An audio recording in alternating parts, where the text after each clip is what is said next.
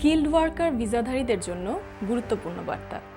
শোষণের শিকার হলে বদলাতে পারবেন ভিসা। যুক্তরাজ্যে স্কিল্ড ওয়ার্কার ভিসায় থাকা প্রবাসীদের জন্য গুরুত্বপূর্ণ একটি আইনি বিষয় সামনে এসেছে।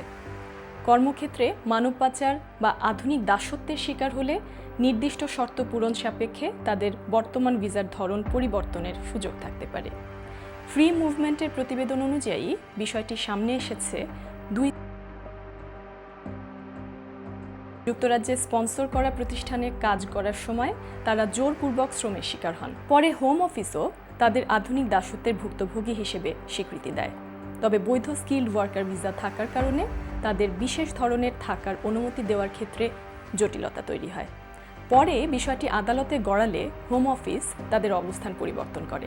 হোম অফিস এখন স্বীকার করেছে প্রয়োজনীয় ক্ষেত্রে বৈধ ভিসায় থাকা কোনো ব্যক্তির ইমিগ্রেশন স্ট্যাটাস পরিবর্তন করে মানব পাচার বা আধুনিক দাসত্বের শিকারদের জন্য নির্ধারিত ভিটিএস লিভ বিবেচনা করা যেতে পারে। তবে গুরুত্বপূর্ণ বিষয় হলো, শুধু স্কিল্ড ওয়ার্কার ভিসা থাকলেই স্বয়ংক্রিয়ভাবে এই সুবিধা পাওয়া যাবে না। সংশ্লিষ্ট ব্যক্তিকে নির্দিষ্ট আইনি শর্ত পূরণ করতে হবে এবং তার পরিস্থিতি বিবেচনা করেই সিদ্ধান্ত নেওয়া হবে।